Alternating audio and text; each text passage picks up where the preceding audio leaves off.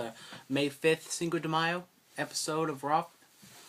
And sorry I didn't do an Extreme Rules recap or reaction video or whatever like that, because I wasn't really feeling it. Extreme Rules wasn't that good of a show. Was motivated enough to do it, even though I'm here on the West Coast, so all the pay-per-views ended at like 8 o'clock, but I was still tired because I had a baseball game and I had homework and all stuff like that, so whatever. So sprinkle a little Extreme Rules in here. It's going to be a 2-for-1 show for you lovely people out there in YouTube land. So first off, we got the United States Championship Battle Royal 20-man, and the whole idea was that Triple H was screwing over Dean Ambrose because he had to put him in this Battle Royal, and there's going to be like no chance he's going to win. And Dean Ambrose fights, comes back, and he's the second to last person in there with Sheamus, and then Dean Ambrose eliminates Ryback. He turns around, eats a bro kick, Sheamus throws him out the ring, clean, no issues or shenanigans whatsoever, and Sheamus wins. Don't really know how the crowd is supposed to react to that, because they like Sheamus, some of them like Sheamus, but then most of them really like Dean Ambrose and the Shield, so it's kind of like type reaction. So maybe this might set up a Sheamus heel turn, because he wasn't really apologetic towards Dean Ambrose. He did a promo a little bit later, didn't say anything about a rematch, or he was like, oh, sorry fella, wrong place, wrong time, or whatever he says. So maybe Sheamus is supposed to be a part of Evolution. They don't have a future guy, like back in the day where Batista and Randy Orton were supposed to be that guy. So maybe they have Sheamus be the young gun, even though Sheamus has been around for a little bit, so it doesn't really make a lot of sense, like you know, how he's the future, because he's been here for a little bit, but whatever, you know, spice things up a little bit, especially if the rumors are true that Batista's not going to be here. He's going to be off away, plugging his movies and all that good, fun movie star stuff. So let's wait and see. Next match was Cesaro against RVD. Paul Heyman comes out, boasts about Brock Lesnar beat Undertaker's streak, and Cesaro comes out.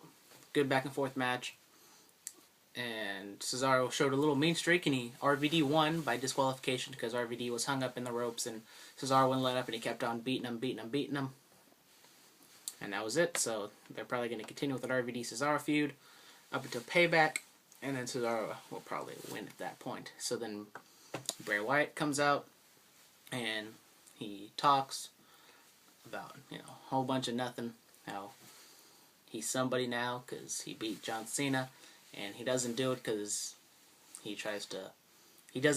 talks all this stuff because he does it for us, because that's just the kind of man Bray Wyatt is. And a little 2-for-1 action here about my thoughts on the match. At Extreme Rules, that match absolutely was horrible. I was expecting a whole lot more. When Cena and Bray Wyatt were just in there wrestling, it was fine. But John Cena won the match like he won at least 10 times. So how am I supposed to perceive Bray Wyatt as any type of a threat, especially when he barely won in a steel cage match, and it was basically 3-on-1, and basically the cage doesn't mean anything anymore because the Wyatts just didn't even, you know, they crawled over the cage, they shut the cage door, and Bray Wyatt won because there was a talking kid with a fixed microphone, with a fixed mic. Whoop-de-doo. So John Cena wasn't even on the show. He's going to talk about Bray Wyatt on Main Event. So you got the WWE Network. Lucky you. Get to watch John Cena talk about Bray Wyatt. Maybe you might take it seriously, no poopy jokes or anything like that. Then next up, Cody Rhodes and Ryback. Ryback won, of course, so they're focusing more on the Cody Rhodes Goldust. You know, they're kind of slowly separating. Don't know what Goldust's contract situation is, if he's coming to an end or whatever, because Goldust's been doing some good stuff, so there's probably going to be a Cody Rhodes Goldust match at Payback, maybe SummerSlam. You never know. They're in the Royal Rumble match or whatever, and Cody Rhodes Irish whip Ryback basically into Goldust, and Goldust went over the top rope, so that was kind of more back and forth action and disagreement between the two.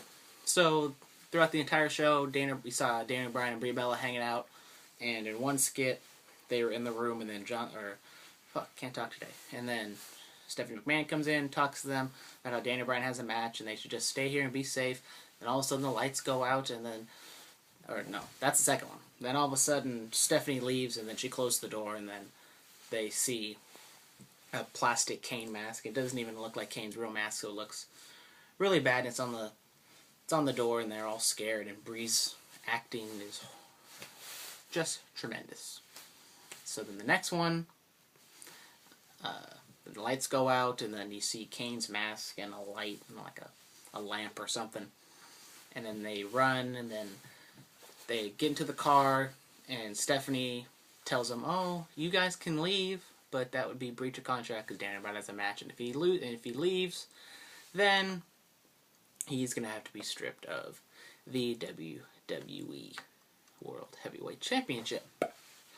So then there was a Cinco de Mayo type party between between Los Matadores and El Torito, and 3MB come out, and then they beat up on 3MB.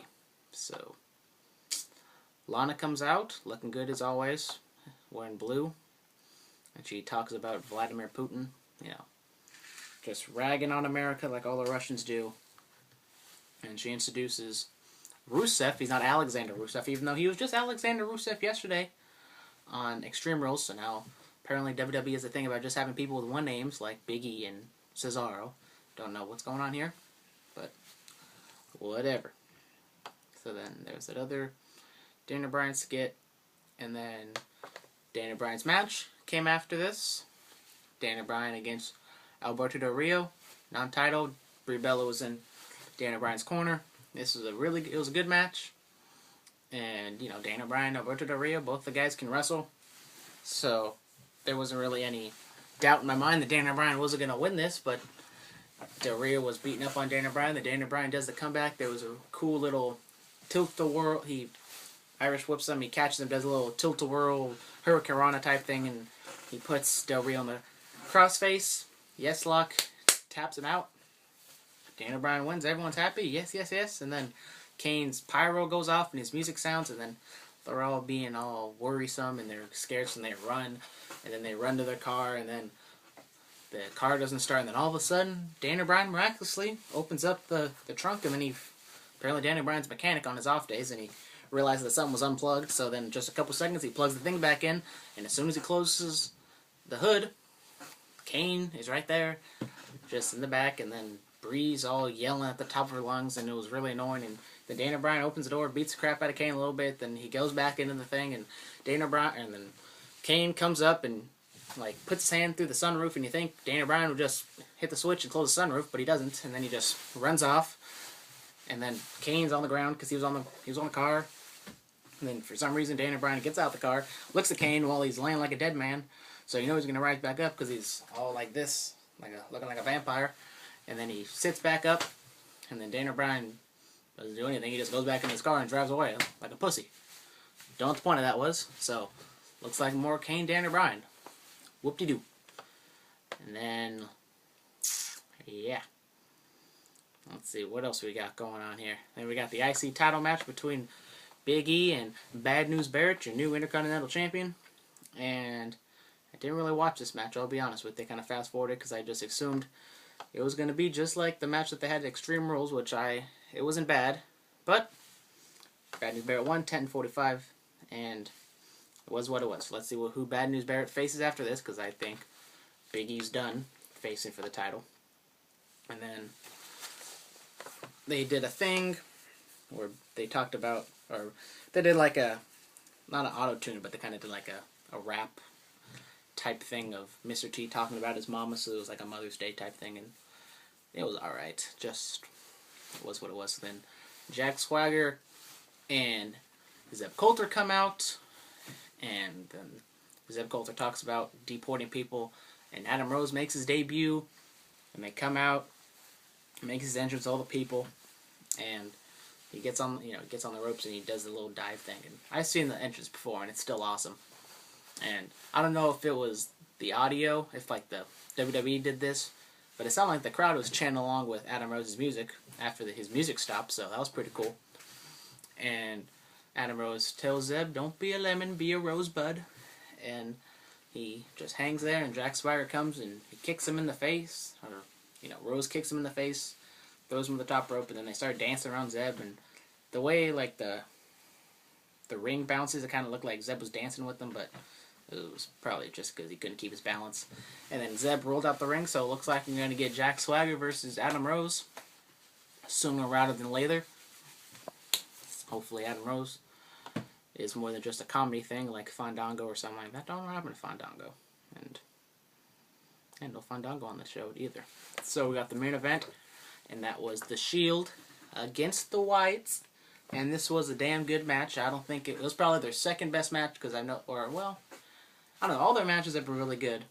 But the first match at Elimination Chamber, I think, was still the best match out of all of them. They had a really good match on main event that I really liked because it went really long and there was no shenanigans like this one was. So I'll probably make this probably be the third best match that they had. The main event one and Elimination Chamber was good just because of the finish.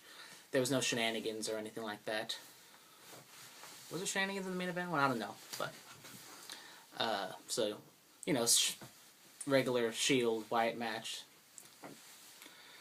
Seth Rollins does high fly stuff, and Dean Ambrose does some brawling stuff.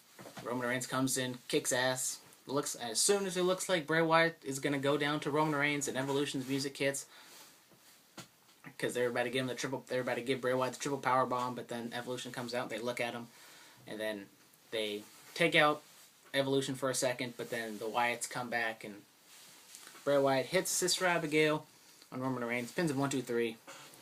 There you go. Wyatts beats Shield. Wyatts keep rolling. Then Evolution comes in, kicks their ass.